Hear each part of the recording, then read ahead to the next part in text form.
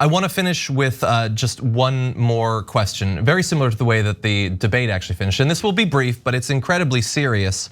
Marianne, I want to ask you what they were all asked. Who do you draw inspiration from? Franklin Roosevelt, absolutely. He said, a necessitous man is not a free man. We have the highest poverty rate of any advanced democracy, including child poverty. He also talked about not only freedoms to, but also freedoms from. Freedom from want and freedom from fear. The Democratic Party should be the conscience of the nation. Too many people are suffering. And Eleanor Roosevelt said to Franklin Roosevelt, we need more than the amelioration of stress. We need fundamental economic reform. Even the president, he wants to ameliorate people's stress, but he'll always stop just before it would actually be challenging that profit motive of those corporate donors upon which he depends. We need fundamental economic reform, an economic bill of rights, unabashed return, course correction, so that like in the 1970s, when we had an actual thriving middle class, the average American has a sense that they too have a shot at the American dream. The American dream for a lot of people right now is to get out of debt before they die. Mm-hmm. We have to change that, and that's what the Democratic Party should stand for. To me, that's what Roosevelt stood for. He believed that government should be used, just as in the Declaration of Independence, to secure the rights of life, liberty, and the pursuit of happiness. And also in that declaration, it says that if government's not doing its job, it's the right of the people to alter that. So Roosevelt, Roosevelt, Roosevelt for me. Representative Phillips, who do you draw inspiration from? I'll tell you, when it came to resisting Donald Trump, I draw inspiration from my two daughters who woke up the morning after the 2016 election, both in tears. And I promised them at the breakfast table I would do something. And I decided to run for Congress and flipped a district that had been in Republican hands for 60 years since 1958 and beat a man who had won by 14 points the night before. So my daughters inspired me to resist and participate. My father, my birth father, Artie Peffer, was a captain in the U.S. Army, was killed in action in Vietnam in 1969 when I was 6 months old. My inspiration for peace is because of my dad. And I'll tell you that I think the most important is what I just said a moment ago, which is I think national repair, to bring this country back together, to bring peace to the world. Whenever I'm traveling around on the campaign trail, I ask young people, if they had a magic wand, what would you do? And I was at the Laconia Pumpkin Festival here in New Hampshire a couple weeks ago, and a young person I asked that question of, and she didn't want to answer right away. And I asked her again, and she said, if I had a magic wand, I would just ask people in school to be nicer to me. And I thought, you know what, of all the people I've spoken with on this whole journey so far, all the people, nothing was more inspirational than that moment. And I think we should all give a little bit of thought to that. As I watched that debate stage tonight and thought about those people, how mean-spirited, the lack of compassion, the lack of decency, talking over each other, so disrespectful. That young person at the Laconia Pumpkin Festival, I'll tell you right now, is inspiring me more than any other American. Let's just be a little bit more decent. Let's be a little more thoughtful. And we Democrats, let's be a little bit more strong. And we got to mobilize, we got to energize. And most of all, let's lead with optimism. It's time for hope. Let's not be destroyed in fear and destroy each other in the pursuit of political power, because we're going to do that if we don't get our act together. And by the way, all those who waited or are waiting until 2028, they're not meeting the moment. They're waiting for themselves. And I'm just proud to be here with all of you, people who have courage to step up. And I hope everybody watching who's paying attention and knows what's at risk, spread that courage around the country right now, not just to Democrats, independents, and also Republicans, the thoughtful, principled ones who recognize what's at stake. So I just want to thank you all. It's been an honor to be with you. Thank you. And Cenk, we'll end with you. Where does your inspiration come from? Right. I want to double down on what both Marianne and Dean said. First, on Marianne, not only did FDR do economic bill of rights that changed this country forever and protected our system and looked out for the average man, but he actually fought Republicans, and he liked fighting Republicans. He said they had a lust for greed, and that he wasn't going to allow it. And he said that he welcomed their hatred. Now that's what a strong Democratic president who delivered looks like. Every time Biden starts a speech, he talks about his Republican friends and how much he likes them. That is not the winning strategy. You've got to be able to fight back. Okay, but the person I draw inspiration from and the group is one I talk about on the show all the time. Martin Luther King and other civil rights leaders like Bayard Rustin. They were amazing. So what did they do? They created good trouble. Their job was to create enough trouble to draw attention to the injustices so that we could fight back against the injustices. But what did they do with it?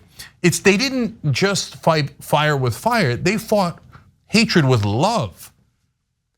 But they didn't do it in a meek way, they did it in a beautifully aggressive way. That's why it was called good trouble.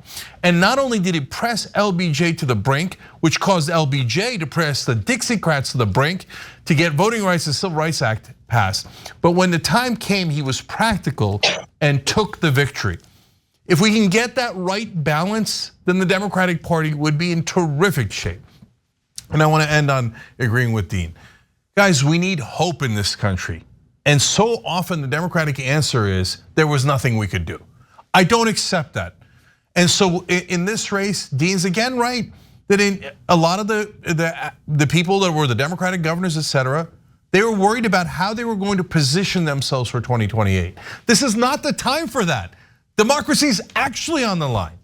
And Biden is so far down. He's down 15 points from where he was. And Donald Trump now up 8 points and he needs to lose by 5. So these are terrible, terrible numbers. But we've got to have hope that we can win and that we could fight back and have the side and the forces of justice win out at the end. And how do you get that hope? By all of us working together and saying, yes, there is a way that we can get a much, much stronger Democratic candidate and go take the fight to the Republicans and to Donald Trump. And yes, do it with love and hope in our hearts so that we could win together, not just for Democratic voters, but for the whole country. I want to thank Dean Phillips and Marianne Williamson for participating in this too. And guys, it's an honor to be in the race with you guys because if you asked me to name 2 Democrats who had the courage to do the right thing when it mattered most, I'd name you 2. It's a nice, positive, unified note to end on, but I do want to give each of you an opportunity to direct people watching to more information about your candidacy. Cenk, why don't we start with you? Where can people find out more? Yeah, cenkforamerica.com is my site, and we're now doing a number of events in Arizona, Florida to fight back against some of these injustices, and we need your help. So check out events. Of course, we would love your donations. We need that to power all of our campaigns, but also volunteers in every way you can. And yes, I'm an aggressive fighter, so I also, since my name is hard to spell, I also bought BidenIsGoingToLose.com, and that redirects to my site. And so that one's easy to remember. BidensGonnaLose.com or cenkforamerica.com. But guys, this is the election of our lifetimes. We all have to work together to make sure that we have the strongest possible candidate against Trump. Representative Phillips, where can people find out more about your candidacy? Dean24.com. And let me just make one appeal to everybody watching right now. Vote in the primary. The most beautiful thing about this election is we don't need a president. We don't need a Congress. We don't need an act of God. All we got to do is get out and vote. And the sad truth is both parties, they don't want you to vote in the primary. They only want you to vote in the general election. They want to choose the candidates that we have to choose from in the general. So if you want to move the needle, encourage your friends and your family, knock on doors, make phone calls, send postcards. If we don't vote in the primaries, we have completely handed the keys to the very people that we all know are taking democracy from both sides. I just want to thank you all. So Dean24.com, keep the faith, keep in touch, spread a little bit of love and spread a little bit of hope because we're coming and can't wait to meet you all. Marianne, I'd like to close with you. Thank you. People can find out more. People can sign up to volunteer. People can donate at Marianne 2024. And please remember that the machine does not want you to think that Cenk or Dean or I have any relevance whatsoever. I know in my case, complete invisibilization, erasure from conversations. Know that in conversations that they have, they act like the president doesn't even have any opponents. This is very, very wrong. There's a political media industrial complex. I am beating all of the Republicans who are on the stage tonight I have higher poll numbers. What is for Nikki Haley considered a surge, in my case, just dismissed, not even discussed. We can't just accept this as Democrats. I agree with Dean and Cenk about all of this. I don't believe the president is the strongest candidate. And when people say about me or about Dana or Cenk, oh, well, they can't win. No, President Biden can't win in the general. So don't go saying who can win in the primary, because as Dean said, if you show up to vote, we'll show them who can win. What they're doing is not right. It's not good for democracy. It's not right. Stand up now.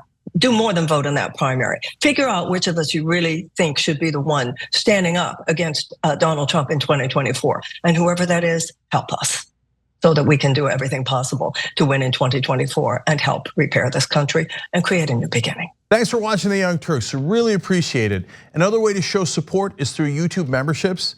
You'll get to interact with us more. There's live chat emojis, badges. You've got emojis of me, Anna, John, JR. So those are super fun. But you also get playback of our exclusive member-only shows and specials right after they air. So all of that, all you gotta do is click that join button right underneath the video. Thank you.